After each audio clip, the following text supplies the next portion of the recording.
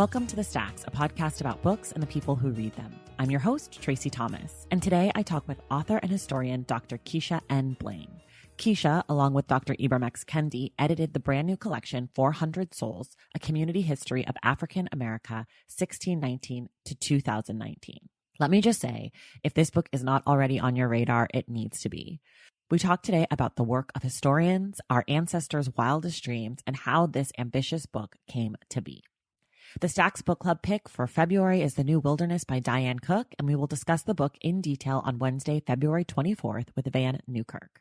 If you love this podcast, love being able to discuss books you read with other book lovers, and generally believe in supporting the work of artists you love, consider joining the Stacks Pack on Patreon. That's a website that allows you to make a monthly contribution in exchange for perks like our virtual book club, discounts on merch, and shout outs on this show. If this sounds like you, head to patreon.com/thestacks and join. Here are some of the latest members of the Stacks Pack: Brooke Ostrom, Isabel Gray, Beverly Roos, Bryn Perno, Sharon Shebold, Jessica Spomer, Rose Friedland, Shirley, Mary Moser, and Lauren Moynihan. Thank you all for your continued support of my work and of the Stacks. Now it's time for you all to hear my conversation with Dr. Keisha N. Blain. All right, everybody, I am here today with Dr. Keisha Blain, who is one of the co-editors of 400 Souls, A Community History of African America, 1619 through 2019. Keisha, welcome to the Stacks. Thanks so much for having me. I'm just so excited to talk to you about this book. I had the great idea that I would read the book and then, take like a week or two to kind of read through it slowly and just luxuriate. And then I started it, and 3 days later I'd finished it because it's just unputdownable. It's just so incredible. So for the people at home who aren't familiar with the book, can you tell us in about 30 seconds or so about what this book is? Sure. 400 Souls essentially charts 400 years of African American history, beginning in 1619, as you note, and ending in 2019. What's remarkable about it is that we essentially present the history through the voices of 90 Black writers, utilizing various genres. And so people will find short pieces, some essays from historians, but also poems. They'll also find creative pieces, personal reflections, just a very diverse text that captures the beauty of African American history. It really is so diverse, and so the voices and the pieces and the kind of the framework of some of them feel like almost like fiction. Maurice Carlos Ruffin's comes to mind in that, and then some of them feel like essays or like memoir, even like Kiese Layman's, which is really impressive. So I guess we should start sort of at the beginning of the idea of this project. Where did the idea come from? How did you decide to collaborate with Ibram Kendi? Sort of what was the genesis of this piece? Sure. Ibram Kendi is a friend of mine, and we've actually been collaborating since about 2016. Initially, we edited a blog together, and we also published together short pieces, op-eds, very early on. And so we had some experience working together, and we worked together well. And so Ibram approached me in 2018 to ask if I'd be interested in working with him on this project. And he was trying to come up with a way to commemorate the anniversary that was approaching, the sort of 400-year mark of what we describe as the sort of symbolic birth date of Black America. We certainly know that there were people of African descent on U.S. soil even before 1619, but 1619 is a critical date because of the group of captive Africans who arrived in Jamestown, Virginia. And so as he was really thinking about what it would look like to commemorate this history in 2019, he asked if I would work with him on this project. And of course, I quickly agreed. I thought it was important to commemorate the 400th anniversary. And also what we really wanted to do was present a community history. So we certainly could have, given our experience as writers and also our expertise, we could have just collaborated and we could have written a book together on the history of Black America. But the idea was, how do you tell it through a community lens? How do you bring people together from different perspectives to tell the history, and in so doing, really be a piece of work of history in and of itself, because there's nothing quite like this book.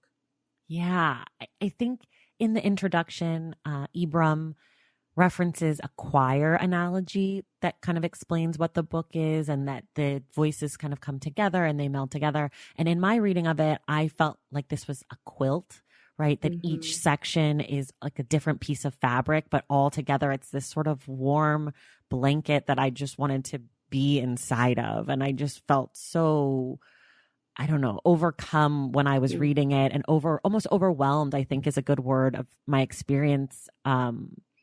Because there's just so much there, and having the different voices and lending their insight and their expertise gives it such a richness and a fullness. So I'm glad that you all decided to do that, because it just is such, I mean, not that if the two of you wrote a history book, it wouldn't be phenomenal and I would read that cover to cover as well. But this is just such a unique, special piece of work.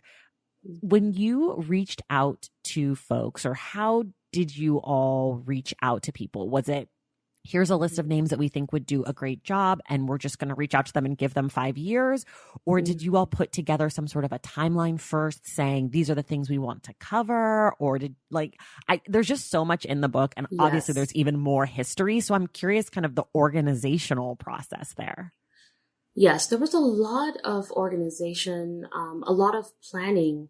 And in fact, once we committed to doing the project in 2018, one of the first things we both started to do, just really working off of a Google Doc, Ibram said, go ahead and write all the names of the Black writers that you'd like to see in this project, and I'll do the same.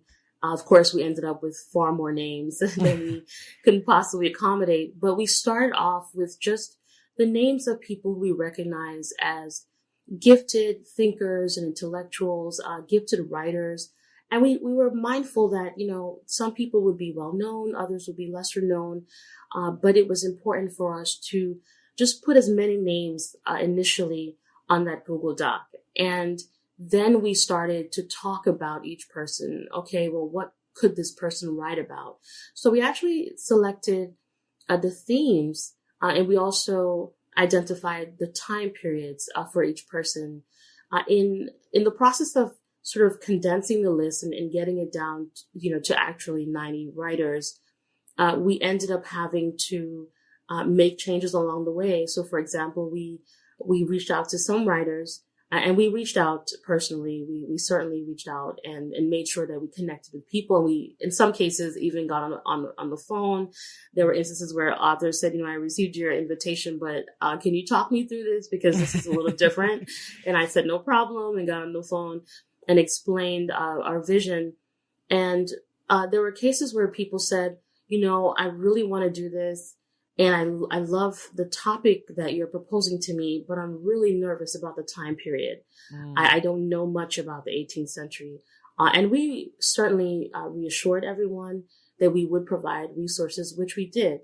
And so for people who did not have access to primary sources and the kinds of documents that they would need to really be able to tell the stories they wanted to tell, we provided them. And we worked closely with a research assistant, a grad student by the name of Adam McNeil, who's at Rutgers, who did a fabulous job of making sure just to pull the resources, just PDFs of older documents and scanned copies of chapters of older books, whatever someone would need, and to hand it to them and to give them clear guidelines and structure, and also to let them know that we were here to support them along the way.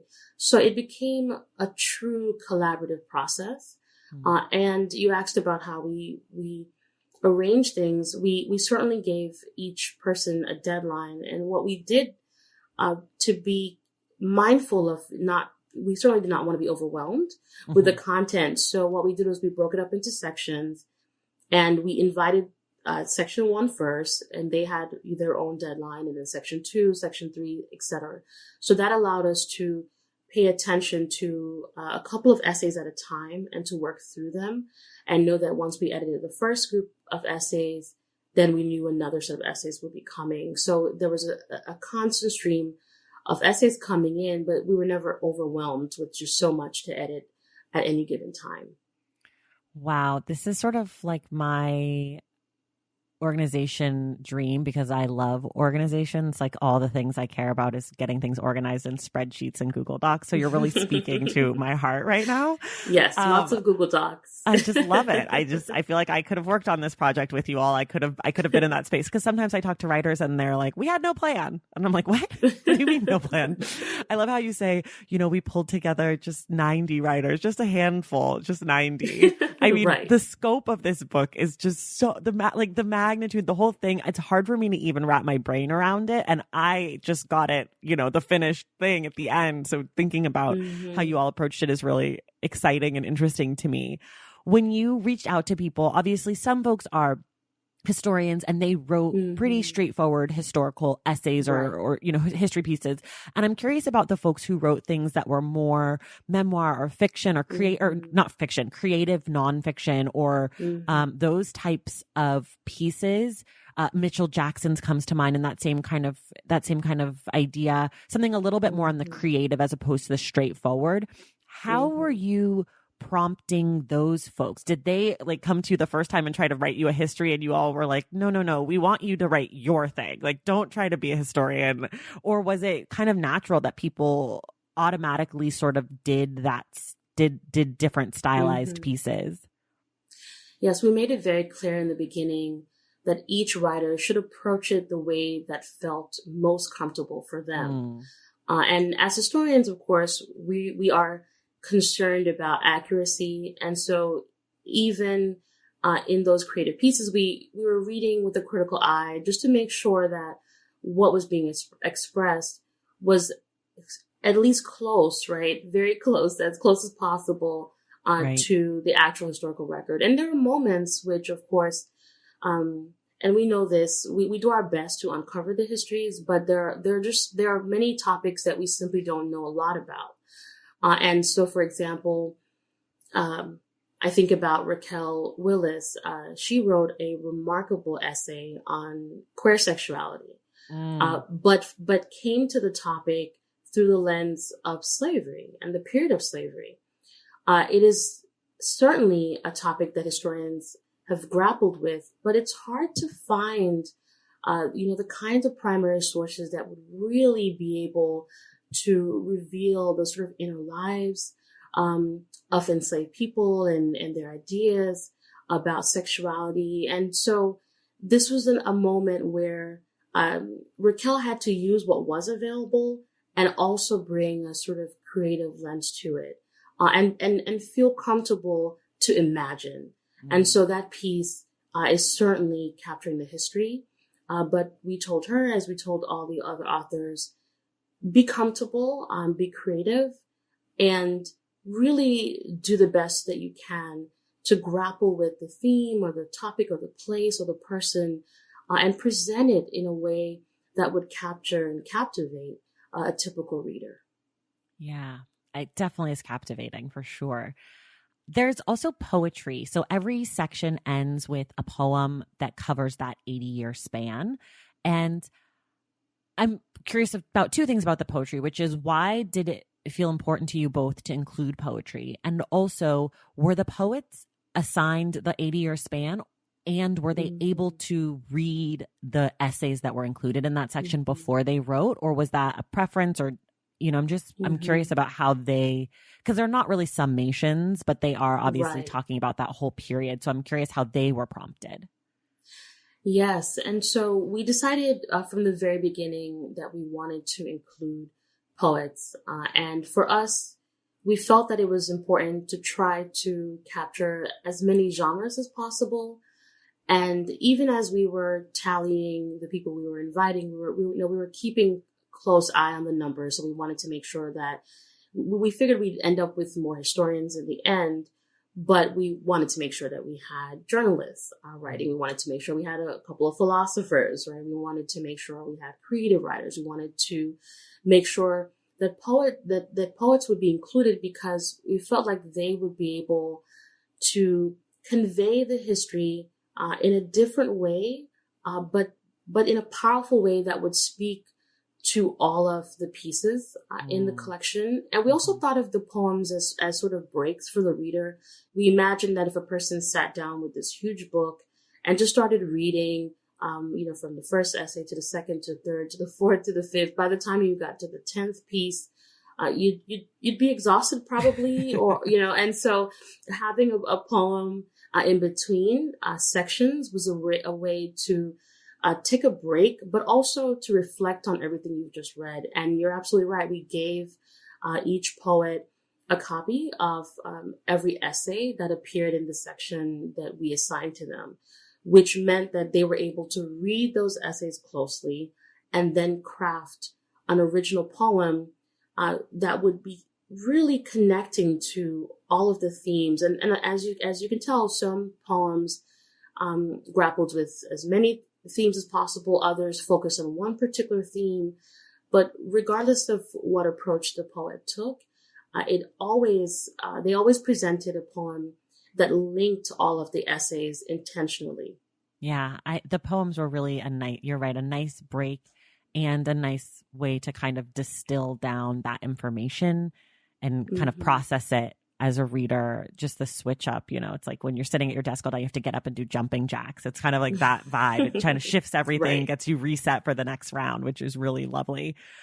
One of the things, you're a historian, so I'm sure you're a historian that focuses on African American history. So I'm sure this is something that you think about all the time. But one of the things that I think will resonate with me about this book forever, as long as I think about it, as long as it brought these thoughts up for me, is the things that are missing from Black history in America, the events, the people, the moments, the feelings, the thoughts. And this book does a great job of at least highlighting there is so much that we don't know, or there's so much that's missing from American history, because as we both know, Black history is American history, period. Exactly. But I just wonder what your thoughts are about the pieces that are missing. I know it comes up a little bit in the section about the marooned people who escaped and kind of created their own communities, and how much about them we don't know. And I'm wondering, what that is for you, someone who focuses your whole life's work on this stuff. Well, in so many ways, it keeps me going, because part of what I do in my day-to-day work, I certainly teach history and love the opportunity to offer courses for students to open up their minds to this rich and dynamic history. So that's one aspect. But the other part of what I do as a professional historian, which I love, and of course the challenges of COVID-19 have made that difficult, but I love going to the archives. I love going through these old records to try to uncover these narratives that we don't know. And that's something that I think is so important, because it's one thing to tell a story that others have heard. Even if you tell it a different way, that's one thing, but it's another to tell a brand new story, and one that I think helps to enrich our broader understanding of the history. So in as much as I recognize there are lots of gaps, I'm actually encouraged in my work, because it means that I always know, there's more to find. There's more that I can uncover.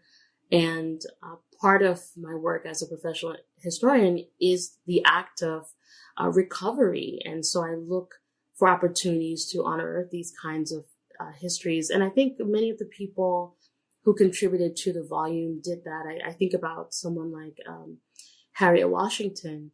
She tells the story, the life story of a doctor by the name of James McClune Smith. And this is someone who, when we approached Harriet Washington, we had a different topic in mind, and she came back and said, well, actually, would you consider a piece on this individual I'm working on and it fits with the time period? And so we said, sure, go ahead and let's see what you come up with. And that essay ended up being really an eye-opener for me, because I had never heard of this individual, even though, I've studied African American history. Right. So I was doing a Google search, like, who is she talking about? And I just thought, this is so great that even as someone who's, I've spent all these years and committed myself to learning the history, and certainly I am an expert in the field, and it was great to find new voices and new stories. And I saw that in different essays coming, just these new narratives coming through. I think that's remarkable. And I hope that it encourages people to know that there's so much more that we can tell. Yeah. For me, my experience with the book also was that I kept taking notes of which writers I wanted to revisit more of their writing, and which pieces from history that I felt like I need to read the whole book on this. I need more on this information. And so that was also sort of cool, because it's not the same history. I mean, of course, there are some figures in the book that are at least household names in my household, like Frederick Douglass or something like that. But then there are people, like you mentioned, that I didn't know anything about, or maybe I'd heard their name, or, I'm familiar with Denmark Vesey, but that essay just was so exciting and thrilling and made me want to read so much more about him. And I think that that's something that's so special about the book too, is that it's an invitation for the reader to do more, to find more, to keep uncovering more, and that there is more there, that, these stories exist. And I just can't imagine for you what it must feel like when you are in the archives and you're working and you discover something. Like, can you talk about what that feels like to you? I don't even know if you can, but I'm just so curious, because it sounds like thrilling. It is. And then of course it leads to 100 different book ideas, and I'm opening up new folders and stressing myself out, because I start writing one book and no, I have to write another book and another book and another book. So it's actually, it's funny in that sense, but it is transformative. And just as we were talking, I was reflecting on my earlier book, You Set the World on Fire. And I remember just the experience of going to archives and discovering, one of the women who ended up being one of the key figures in the book. And there was a sort of surreal moment, I think, as I was reading through the documents. There was a letter that one activist was writing to this woman, Minnie Martin Gordon. And the person said to her, don't be discouraged, because, Minnie Martin Gordon was going through a period of, I think one might say she was feeling depressed and just disheartened, because she was doing all this work and feeling like she did not see the results. And she didn't see the fruits of her labor. And so this person said to her, don't be discouraged. The historians of the future will tell your story. And I just sat there and I was staring at this, and didn't even know what to make of it. And I thought, oh my, I am that historian. Right. And so it was just a powerful moment. And I felt, just a sense of responsibility, and just, I knew that I needed to tell her story and to do the best that I could to tell it well. And I just, of course, she's long gone, but I imagine that somewhere, that somehow she knows that, historians of the future ended up, in fact, telling her story. And I hope that, that people are encouraged, right, by learning about her. And so in a similar way, I think when you go into the archives and you begin to uncover these narratives, it's so transformative. You think about the way that people live their lives and how they struggled. You really do connect with these individuals, even though they're long gone and you never get to talk to them in person, but in a way you're communicating by having access to their letters and their, artifacts. It's something remarkable. Yeah. I have chills from that story, just imagining seeing those words and being like, I'm writing the history. Like, it is me, which is something, so you write the conclusion of the book, and the conclusion is truly, it is so, I don't even know how to explain it. It is so moving. And obviously, you know, no spoilers or whatever, people. Like, I'm not going to spoil history, but your take on our ancestors and that idea of us being our ancestors' wildest dreams, and sort of, you know, this idea that maybe maybe we haven't gone far enough yet to quite be our wildest dreams, right? Like maybe we are doing things that our ancestors maybe never dreamed of, but that there is a greater dream for us as Black people in America towards a more full freedom, towards a more encompassing freedom, liberty, you know, the things that our founding fathers allegedly dreamed of for this country. Like those things aren't true for many white people. So they definitely aren't true for many Black people, you know? So I found the conclusion to be, you know, again, another invitation to the reader that there's still work to be done. There's still more to be done. And sort of a call from you and from everyone who contributed to this idea of like, yes, we have made progress, but that our dreams are so much bigger than progress. Is there anything that you want to add to sort of where you approach that conclusion from? Yeah, well, one of the things that I'll say is that it's sort of interesting, the process of writing, because I initially wrote one version of the conclusion, and I shared it with Ibram. And then he responded. He said, "Oh, I like this. This is good." And I said, "No, that's not the response I'm looking for. Try again." And so I was like, I'm going to go back to the drawing board. And when I decided to start again, I said, okay, let me just say what I think is important for readers to hear, especially at the time that I was writing it, of course, just as many people being, just dealing with the devastation of COVID-19. And I started to reflect on the condition of Black America. I started just thinking about what it's like to be a Black person in the United States.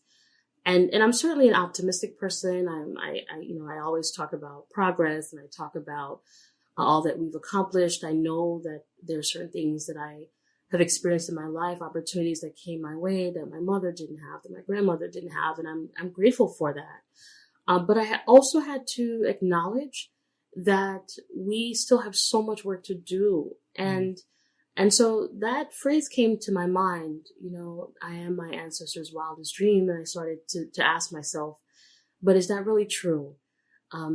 Did my great grandparents simply desire that I would obtain a PhD, at Ivy League school? That's a great thing. But is that what they wanted? Or do they actually want full freedom? And do they actually want me to be able to travel freely, to not have to worry about an encounter with a police officer, to not have to look, over my shoulder every time I'm in certain spaces, or, worry that if I'm not dressed a certain way, or if I don't explain who I am, that someone could make assumptions and I could lose my life in a heartbeat, right? Just in a minute. And I started just reflecting on all of these things, and thought it was important to both acknowledge the progress, but be honest about the challenges that remain. And COVID-19, of course, brought to the surface the disparity as it pertains to access to quality healthcare. And I started thinking about that, plus the challenges that we were dealing with and still dealing with concerning police violence and brutality.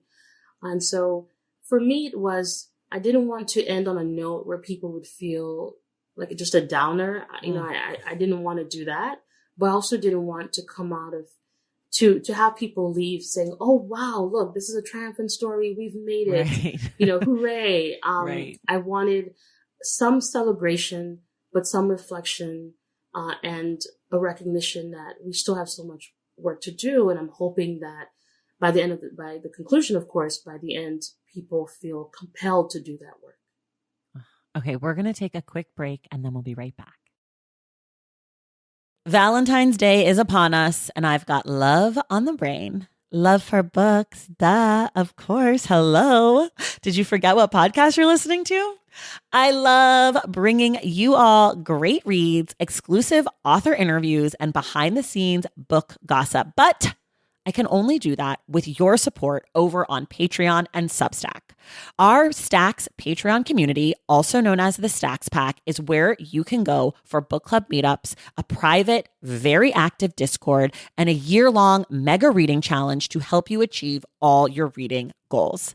Plus, you also get that monthly bonus episode.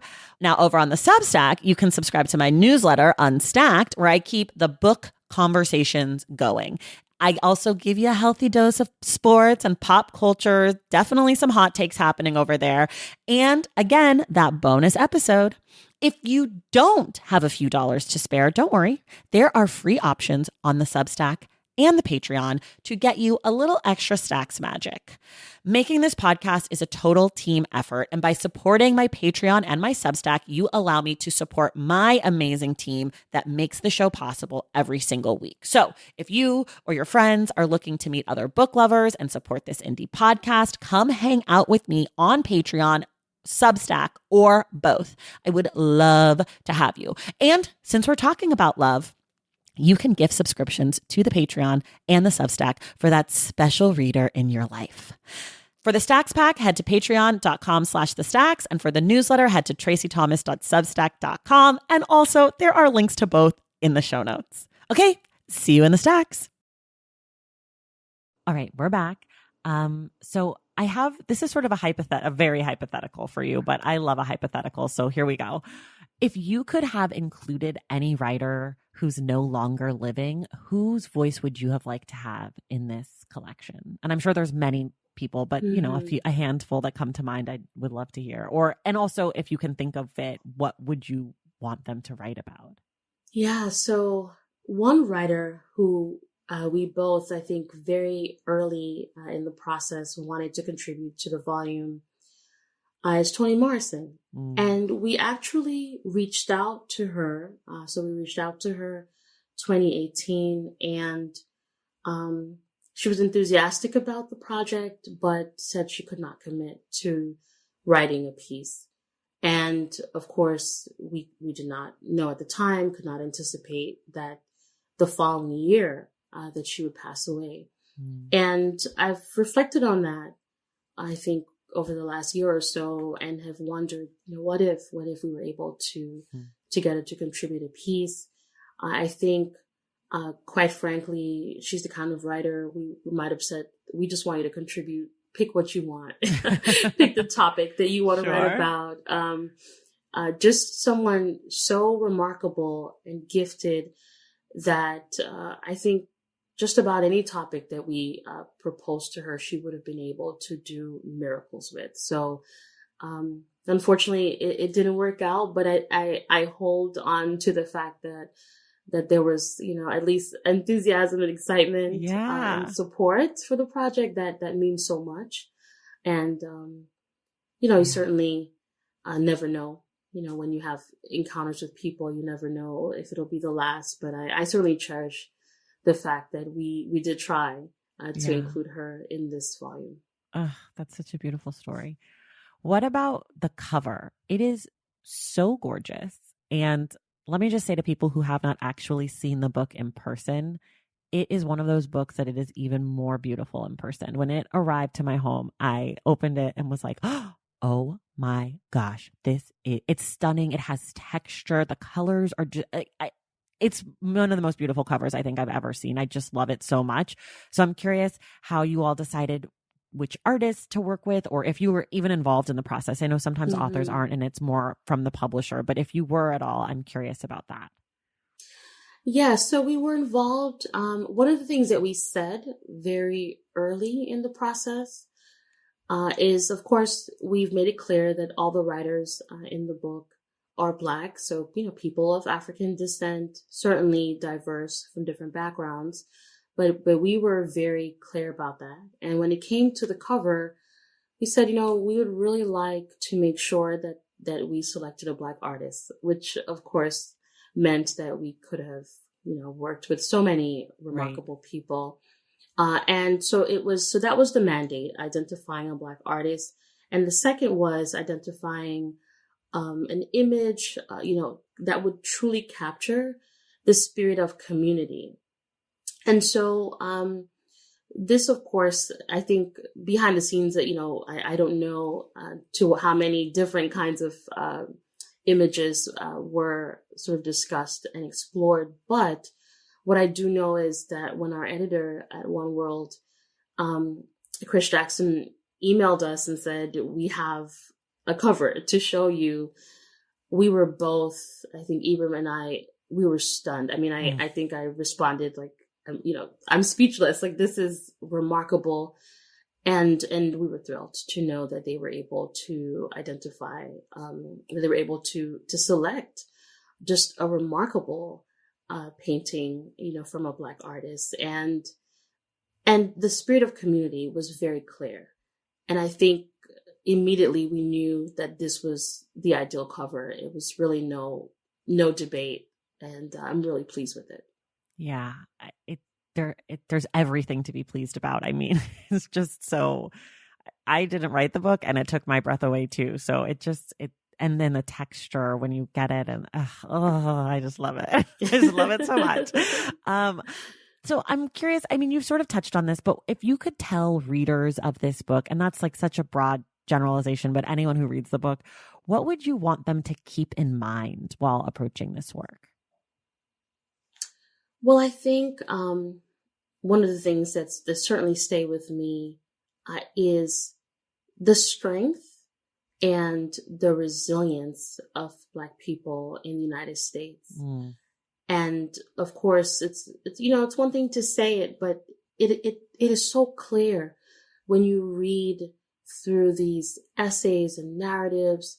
It just, there's really nothing quite like it. When you encounter someone like Mariah Stewart, for example, in the 1830s, in Boston, mm-hmm. this Black woman just speaking boldly, demanding, the rights and the freedom of Black people at a moment where millions, right, are still enslaved in the South. And she is determined to raise her voice and to demand liberation, and to do so even recognizing that it's risky, right, mm-hmm. to say all of this in the context in which she's speaking. So I think about her and just countless others, and the strength and resilience just stands out to me. And quite frankly, it's one of the reasons why I've dedicated my life to studying and researching and teaching Black history, because it truly is transformative. When you see all that Black people have endured, wow, yeah. It really does take your breath away. Yeah. Do you have any thoughts about a companion piece to this book that centers Black women specifically? Is that something that you would ever consider taking on? Yes, I do. Because I know you have ideas. I know you have a background also, not just in African American history, but women's studies and gender and that sort of stuff. Yes, I do have some ideas, and I had just threw out some ideas to my agent. So she'll be upset if I share too much. Okay, sorry. I'm jumping the gun. I'm just ready for the next okay. one. Like, I just feel like there could be, I feel like this book is the first of its kind, but hopefully not the last. Like, I think about like, the experience of so many different Asian groups in America and how they're lumped together. But what a fantastic tapestry that could be made with with a book that talks directly to, Koreans and Chinese and their experience. Mm-hmm. And then also looking at Pacific Islanders. Like, I just think this book is an invitation. Again, I keep using that word over and over because it's just, that's what it feels like to me. But there are so many, there's a version of this book that could speak to queer folks, right? Like, just sort of like how, the Howard Zinn book was the blueprint for so many other people's histories of the United States, right? Yeah. Like that was the first among many. And that's what this book feels like to me. So let me talk to your agent. I'll tell them I'll buy it. It's fine. It's no problem. I want to transition a little bit to sort of your process, Keisha, as a creative and how you work, because I'm always obsessed with this. What is your setup like when you are editing a book like this or writing? Not so much when you're going to the archives, but more on your own time. And let's say we're not in a pandemic necessarily. Where are you? How many hours a day are you dedicating to this? Can you listen to music? Are you eating snacks and beverages? Do you like candles? Are there other rituals around your process? Yeah. So, well, one of the things that I would emphasize is that I write daily.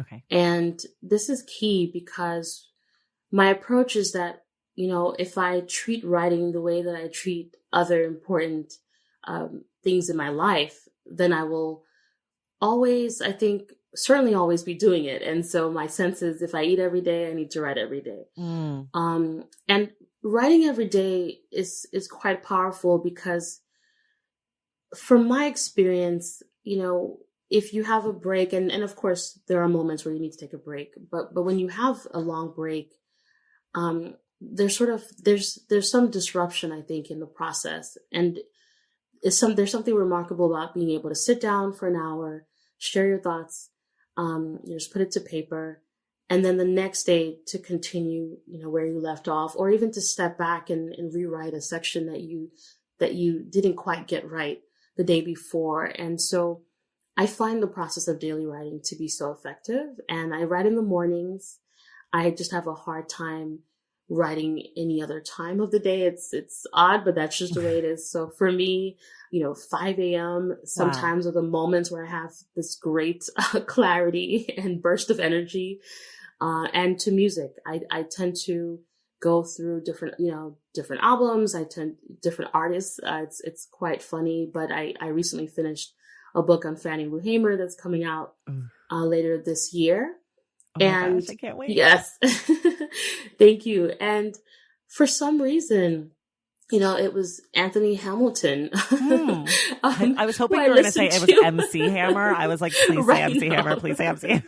That would have been nice. Yeah. But it was just, the soothing voice of Anthony Hamilton. Every morning I'm listening and just writing and thinking through Fannie Lou Hamer's ideas. And that just worked well for me. So very early, always consistent, every day, 7 days a week, always getting something, even if it's just 30 minutes, finding the time, the quiet time to write has been effective. And recognizing that it's okay to write several pages and then to read it and decide, no, that's not quite what I want to say, and starting again. Right. And you skipped my favorite part of this question, which is, are there snacks and beverages involved in your process? So coffee, Okay. a bit of an addict, unfortunately, a coffee addict. So I've been trying to break the habit, but it just, for some reason, the more I drink coffee, the more I write. So I tend to drink coffee, and were it not for COVID-19, I would try to find, a couple of days to sit in a coffee shop. And just love the smell of coffee and just being in a space where people are talking and writing and just the vibrancy of that space, especially in the mornings, work particularly well. Oh, nice. I love that. Do you remember what sort of stuff you were listening to while you were writing or working on 400 Souls? So it's funny because I think it might have been Ibram's earlier reference to this project being like a choir, which just apparently set me on a path to listen to all of these gospel choirs. And so I was just going through, so Richard Smallwood and Hezekiah Walker, like all of these choirs. Just it's hilarious to me. I was pulling all of these like old albums that I hadn't listened to in a long time, but somehow it seemed to fit because there was just this vibrancy of all of these voices coming together and feeling like in a similar way, this is what was unfolding as we were editing this really remarkable text. Yeah. Okay, you have a PhD. You are an associate professor, correct? Correct. Correct. Okay. And you are Princeton. You are a what I would like to call a very smart human being. So this question is to remind me and people like me who maybe aren't quite as smart as you that you also are just a normal person. So what is the word that you can never spell correctly on the first try? I need to think through it. I need to think for a bit. Oh gosh. Oh, I can't even think of one. Are you an excellent speller? Yes. I think so. Yeah. Okay. Well, some people are. Like I myself am a very terrible speller and like very terrible. Just every time I write anything, I get the red line and I'm like, that's how did I misspell that? But some people, I've had a few guests who are just excellent spellers. And I feel like maybe you're one that you are just a really, truly smart person. Yeah. Well, I guess what is interesting though, is as a writer, sometimes, especially if I'm writing quickly, I'll end up putting down there, THERE instead of the other there. So maybe that's one example, which is sort of funny to me. And of course, when the red line comes up, it's clear that I'm using the wrong there. It's like a those Twitter kinds of bully. things happen. That's like what Twitter bullies live for, is those mistakes. Yes. It's like fodder for Twitter bullies. Yes. And so as we've mentioned a few times, you're obviously a historian. And we're living in this current moment, I would say. I mean, obviously, yes, history repeats itself. None of this stuff is really new. But then again, there's also a lot that's going on right now that is new. Do you have feelings about what you think as a historian, knowing how historians study and how they go to the archives and what they're looking for and what they're finding, how this moment in American history and, maybe more specifically Black American history will be seen in 5, 10, 50, 400 years? Mm-hmm. Well, the first thing that I would say is I do not envy the historians of the future who will have to explain any of this. Right. It will be a challenge. And I think one of the things that I think about, which is interesting, is when it comes to sources, because I study primarily the 20th century, and that means that there's certainly an abundance of primary sources, historical newspapers, oral histories, and memoirs, and so on.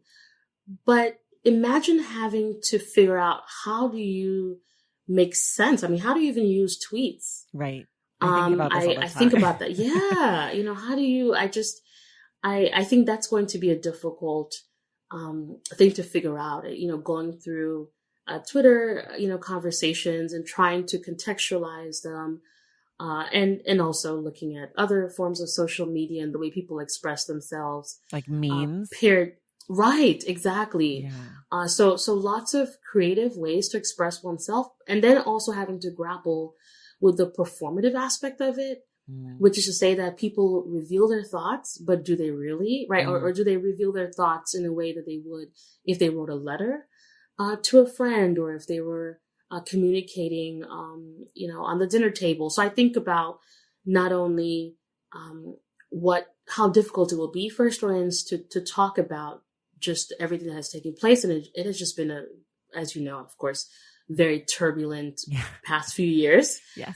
So there's that, but also trying to figure out what are the best sources that one should use to capture that history. I suspect that in the future, historians will be looking to Black Twitter, of course. Yes. We'll be looking to Black Twitter to be able to explain, how Black people are thinking through a number of concerns, especially in the context of the Trump presidency and also the challenges of COVID-19. Yeah. Are you familiar with the Disney animated film Hercules? Do you Somewhat. know that one? So, there's the Muses and they're the Greek choir and it's like 5 Black women. I sort of feel like that's what Black Twitter might mean in the future. It's like we have to go back and consult because they tell it like it is. They're like, okay, Hercules here. He's totally into Megara. Like this is what's going on. But if you are just following the regular script, it's like, oh, what's happening? But they're like ahead of everything. They know what's going on. They distill it down. So I'm kind of imagining Black Twitter as the Muses in Hercules. Yeah. Right.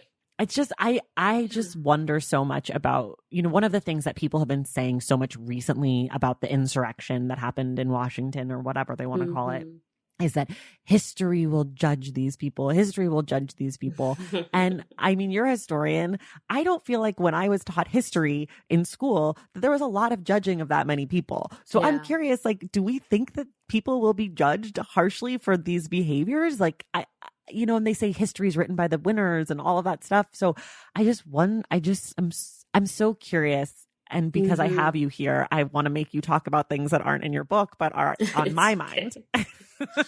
Well, in many ways, it alludes to some of the debates that we have among ourselves as historians. And one of the things that historians do debate about is how do you write the history, whether you're supposed to be, quote unquote, objective.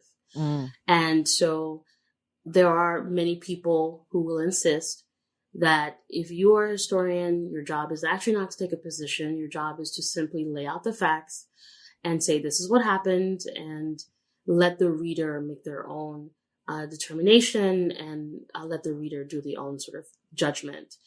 Of course, I'm not one of those people. And I understand the importance of certainly being factual, and certainly I always strive for accuracy in the way that I tell the history.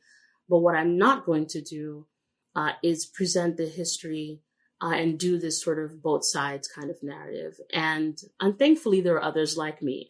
I think certainly Ibram is another historian like this. We try to be very clear about where we stand. And so I'm hopeful for those kinds of historians in the future who will say, listen, this is what happened. And in fact, this was an insurrection, right? Because there'll be historians who say, no, let's not use the term because, we don't want to make someone feel bad. No, I think we have to say what it is, right? And explain, because it's important for, I think, our children, their children to be able to look back and to read the history and know, yes, this was a violent assault.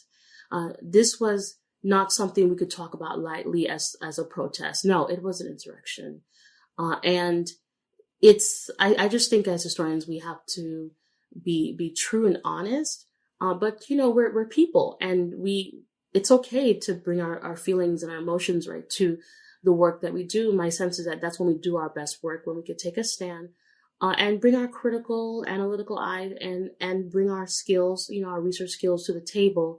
But don't lose ourselves, don't lose ourselves in the process. So I'm hopeful for historians who take that point of view. Of course, there will always be others who say, no, you just say what happened and you try not to judge anyone. No, we have to. I think we have to. Otherwise, we'll make the same mistakes again. Right. Do you feel like the split on the ideology of how history should be covered comes down to race or gender or politics in any way? Like, is it mostly like white men who feel that way versus, Black historians, or is it not quite so cut and dry? Well, I think, broadly speaking, what I find is certainly, scholars of color broadly, right, tend to be the ones who are at the forefront of these kinds of conversations about the need to be clear and to take a stand on a particular issue. And that's not surprising because I think for us, it truly is a matter of life and death. So we can't just talk about police violence in some sort of abstract way. We can, but let's be honest, it has to be, we have to go deeper than that because we understand that it affects us. It affects our community. It affects our families, right? And so I think the point of view, the perspective certainly matters. For someone who feels sort of far removed from the narrative, it's easy to say, no, don't be biased. Just don't take a stand. Just say what happened. But when you're living in it and your life is shaped by it, you're like, no, I need to be clear. This is a problem. So I think for sure that when we think, at least along racial lines, we can see those divides. I'm not suggesting that there aren't, white scholars and white historians who will be firm in taking a stance. But I do think that you can see these kinds of patterns across the field, across the field of history. if you look at it through that lens. Yeah. Okay, we're going to wrap up. I just have two more questions for you. One of which is for folks who love 400 Souls, who read it, who are just thrilled by it as I was. What sort of books would you recommend to them? What sort of things, maybe not necessarily the same. Obviously, we've talked about how this book is so unique, but other books that might be in conversation or other authors that you might point them to?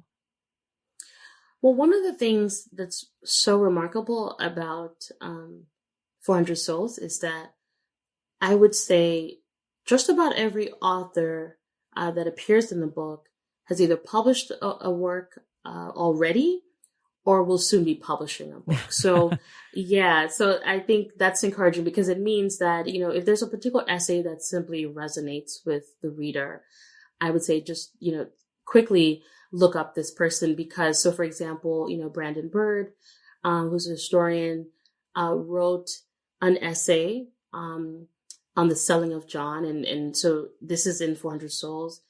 And he's also the author of a book that I love called The Black Republic. And it's about Haiti and the relationship between Haitians and African Americans, a remarkable text, and certainly one that connects to some of the themes that show up in the book.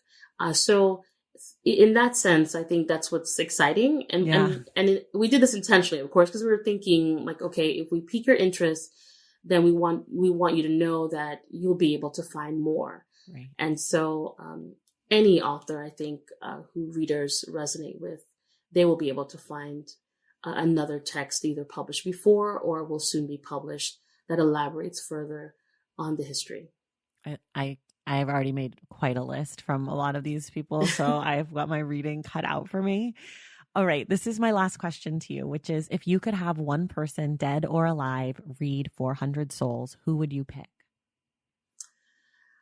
So I will pick Fannie Lou Hamer, and I told you I've been working on. Yes. I just finished a book on her that's coming out, and I think about her a lot, and I do wonder what she would make of 400 Souls. I certainly hope that she would love it, but I do wonder what she would make of it. And she's someone, of course, who I'm speaking about her as if she's here, but you know what I mean. Just someone who was very bold and never minced words. So she didn't like something, she would say it. And if she thought it was missing something, she would say what it was missing. And so I think that kind of feedback would be remarkable.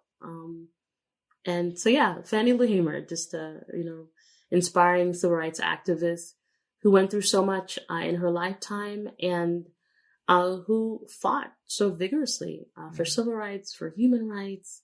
I just think it would be remarkable if she had a chance to read this history and to know that she played such a key role in shaping that history. Yeah. That to me is something powerful. When does that book come out? Do you know? Yeah, so that book comes out October the 5th. Can we pre-order it already? Yes. Okay, so great. It's coming out. I will put a link for that in the show notes. Don't worry. Perfect. So I'll send that to you, and that's Be Compressed. So I'll send you the link after. Oh my gosh, it's so exciting. Well, Keisha, again, the book is it's beyond any descriptive word I could use. It's incredible. It's magnificent. It's empowering. It's beautiful.